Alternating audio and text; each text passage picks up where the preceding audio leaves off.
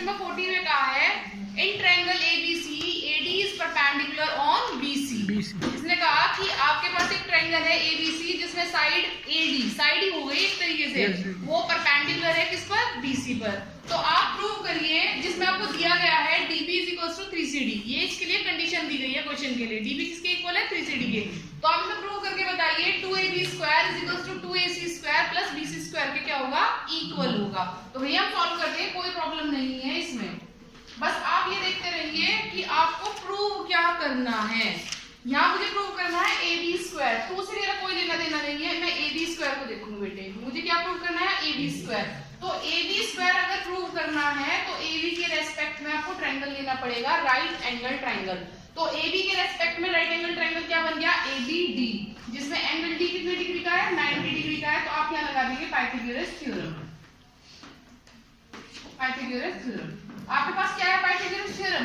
AB का square किसके equal होगा, AD का स्क्वायर प्लस BD का स्क्वायर। कृपया करके शांति से रखें वरना वो ट्रायंगल कौन सा है बेटे, आपको यहाँ प्रूव करना है AC। तो AC के रेस्पेक्ट में आप ट्रायंगल लेंगे और ट्रायंगल बन जाएगा ACD, ये बनेगा।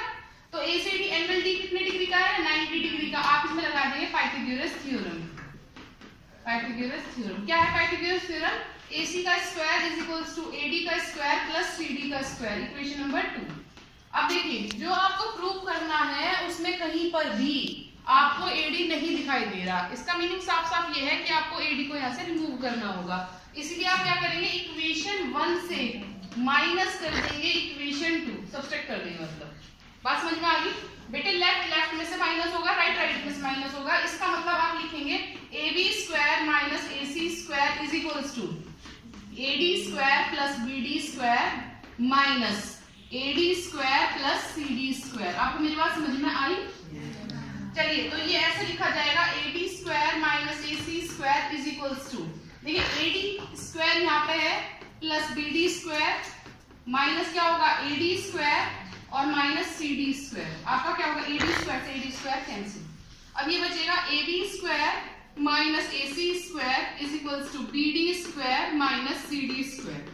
तो देखिए ये जो BD square minus CD square है यहाँ बिहेव कर रहा है like a formula A square minus B square. तो A square minus B square को आप क्या लिख सकते हैं, A minus B into A plus B। तो हम इसे ऐसे ही लिखेंगे, ये लिखेंगे AB square minus AC square is equals to A minus B, इसका मतलब BD minus CD into A plus B, इसका मतलब BD प्लस CD। इसका ये जो मैंने डॉट लगाया है ना, ये डॉट नहीं है, एक्चुअली मल्टीप्लाई है।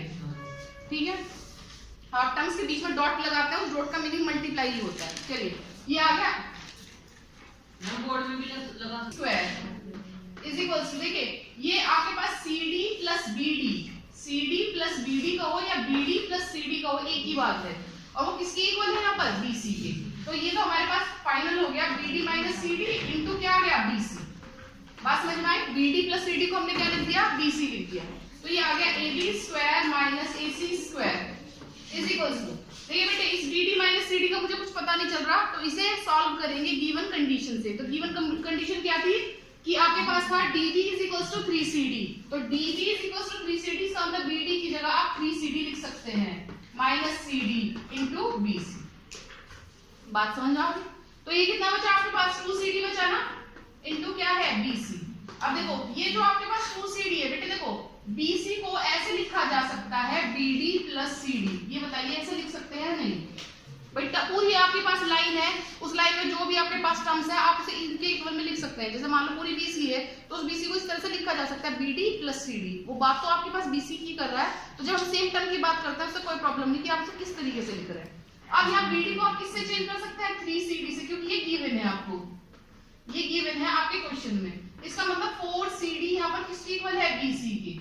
इसका मतलब बेटे CD को अगर मैं यही रखूं तो ये 4 कहाँ जाएगा, BC के अपोन में। तो CD किसके इक्वल आ जाएगा, BC अपॉन 4। क्या मेरी बात समझ रहे हैं? अब मैं ऐसे ही करूंगी, इस CD को मैं चेंज करूंगी BC बाय 4 से इंटू BC। तो देखिए ये इससे कैंसिल हो गया, कितना आ गया, 2 आ गया। और यहाँ कितना लिखा है, AB square minus AC square. बताइए समझ में आ गया क्या बेटे? ये जो 2 डिनोमिनेटर में है, ये जो 2 डिनोमिनेटर में है, आप इसकी क्रॉस मल्टीप्लाई कर देंगे इस तरीके से लिख कर सकते हैं।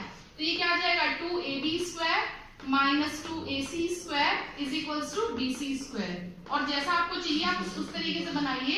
ये बन जाएगा 2AB square is equals to 2AC square plus BC square, क्योंकि साइड चेंज करने पर नेगेटिव टर्म पॉजिटिव और पॉजिटिव टर्म क्या हो जाती है, नेगेटिव। तो जब आप इसकी साइड चेंज करेंगे तो ये उधर जाकर क्या हो जाएंगे, positive 2AC square plus BC square. मुझे यही प्रूव करना, बात समझ में आ गई, क्लियर है? चलो नेक्स्ट क्वेश्चन देखिए।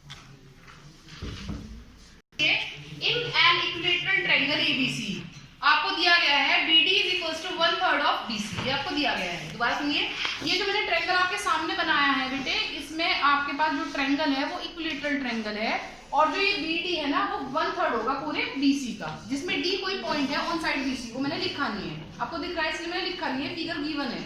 अगर नहीं गिवन होती तो मैं उस बात को लिखती। तो बेटे D क्या है आपके पास, कोई गिवन पॉइंट है ऑन साइड BC। तो आप प्रूव करके बताइए कि 9AD स्क्वायर किसके इक्वल होगा, 7AB स्क्वायर। बेटे मैं सिर्फ एक बात पूछना चाहती हूँ, अगर ट्रायंगल ABC क्या है, इज एन इक्विलैटरल ट्रायंगल।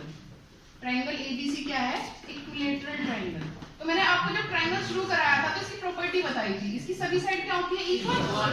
इसका मतलब AB is equals to BC is equals to AC, और मैंने इसे अपने पास से लेट कर दिया A। ऐसा लेट कर सकते हैं क्या? मैंने इसकी साइड लेट कर ली A। बात समझ में आ गई? चलिए, इसका मतलब ये है कि जो BD आपके पास 1/3 दिया था BC के, अब वो इस तरह से भी लिखा जा सकता है कि BD is equals to A/3। पहले ये बताइए, ये बात समझ में आ गई है? क्योंकि आपने BC साइड हो या AC साइड हो या AB साइड हो से A माना और अपोन में 3 लिख दिया। अच्छा बेटे एक बात और बतानी थी, मैंने यहाँ ना कुछ कंस्ट्रक्शन की है, और कंस्ट्रक्शन क्या की है, आपने लिखा है AL लिख दो या AE लिख दो, जो आपका मन है। मैंने AE लिख दिया। मैंने क्या करा, draw AE perpendicular on BC। मैंने ड्रॉ कर दिया AE जिस पर परपेंडिकुलर ऑन BC। यहाँ पे लिख दो कंस्ट्रक्शन, कंस्ट्रक्शन। मैंने क्या करा, ड्रॉ किया AE परपेंडिकुलर ऑन BC। बात समझ में आ गई? मैंने ड्रॉ कर दिया AE परपेंडिकुलर ऑन BC। बेटे आपका मैंने एक दिन और बताया था कि इक्विलैटरल ट्रायंगल में मीडियन और एल्टीट्यूड सेम होते हैं। इक्विलैटरल ट्रायंगल में मीडियन और एल्टीट्यूड सेम होते हैं। तो अगर इक्विलैटरल ट्रायंगल में मीडियन और एल्टीट्यूड सेम होते हैं तो इसकी सभी साइड कितनी है, A है ना, है ना? तो जब मीडियन का मतलब क्या होता है कि जो आपकी साइड को दो इक्वल पार्ट्स में क्या करे, डिवाइड करे। तो इसका मतलब BE और EC दोनों कितने हो जाएंगे, A/2 और A/2। ये बता देंगे। बात समझ में आ गई यहाँ तक भी? बेटे मैं यहाँ लिखना चाह रही हूँ BE को। तो BE को कैसे लिखेंगे आप, BD प्लस DE, हाँ या ना, ऐसे तो लिखेंगे। BE मेरे पास कितना है, A/2 देख लीजिए, वो लिखा हुआ है। BD मेरे पास कितना है, A/3 देखिए, और हमारे पास DE आपको कैलकुलेट करना है।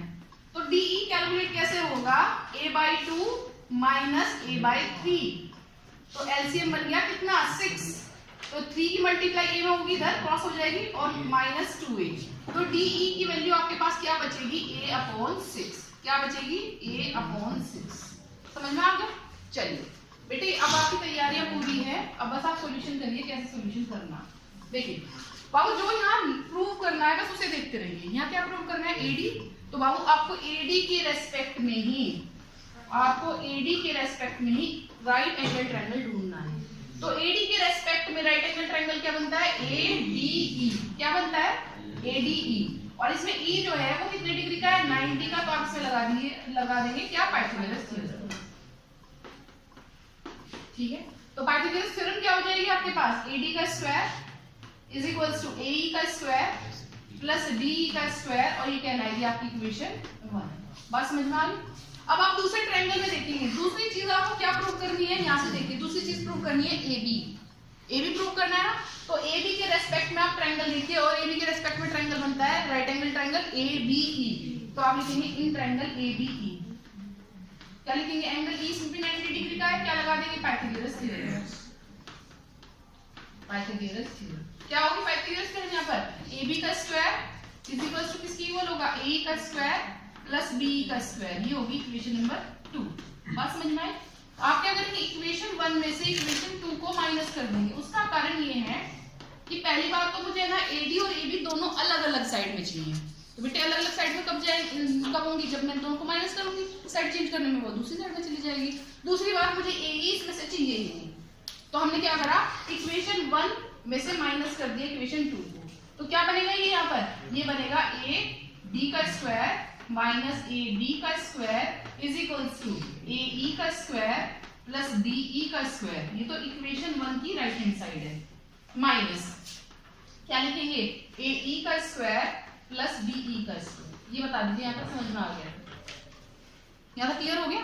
फिर भाई अब हमसे ऐसे लिख सकते हैं ए बी का स्क्वायर माइनस ए बी का स्क्वायर इज इक्वल्स टू ए ई का स्क्वायर प्लस बी ई का स्क्वायर माइनस ए ई का स्क्वायर माइनस बी ई का स्क्वायर।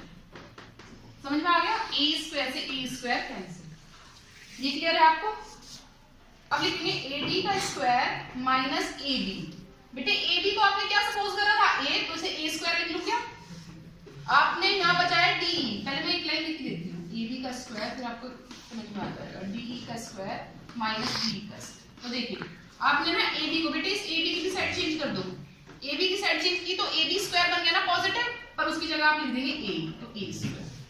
फिर हमारे पास क्या क्या है, डी ई, तो डी ई की वैल्यू आपने कितनी निकाल रखी है, a by 6, तो a by 6 का whole square minus B E की वैल्यू कितनी निकाल रखी है आपने, a by 2, मतलब a by 2 का होल स्क्वायर। बात समझ में आ गई क्या, कुछ पूछना है? चलिए, तो ये आ गया ए डी का स्क्वायर, ये आ गया ए square plus A square upon 36 minus A square upon 4, और आप इन सबका एलसीएम लेंगे, एलसीएम बनेगा 36।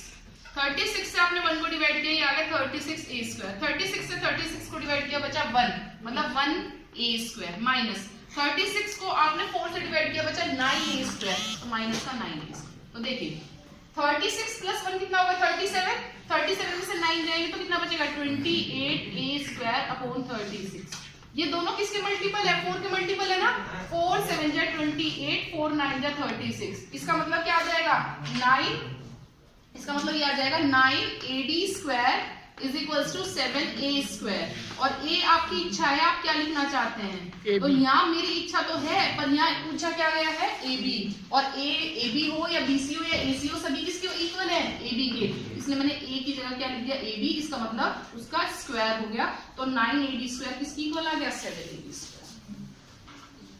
बात समझ में आ गई। चलिए नेक्स्ट क्वेश्चन, डी ले लिया, क्योंकि डी जो एंगल है वो 90 डिग्री का है, मैंने परपेंडिकुलर ड्रॉ कर रखा है, इसलिए आपसे कंस्ट्रक्शन में लिख सकते हैं कि AD is perpendicular on BC। वैसे मैंने लिखा है, आप लिख सकते हैं इसे बाय पाइथागोरस थ्योरम।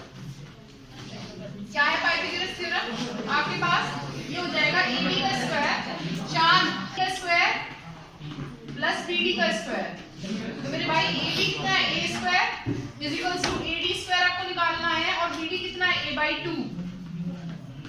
होगा या नहीं होगा, तो ये हो जाएगा A square is equals to A D square plus A square by 4। समझ में आया, तो ये हो जाएगा A square minus A square by 4 is equals to A D square. इसका मतलब आप इन दोनों का एलसीएम लेंगे, आ गया 4, तो ये आ गया 4 A square minus A square is equals to A D square. इसका मतलब 3 A square by 4 is equals to A D square. Cross multiply कर लीजिए, तो ये आ जाएगा 3a square is equals to 4ad square. और आप जानते हैं इक्विलेटरल ट्रायंगल की सभी साइड आपस में इक्वल होती है, इसलिए आप a की जगह कुछ भी लिख सकते हैं। मैंने लिख दिया a, कर दिया था।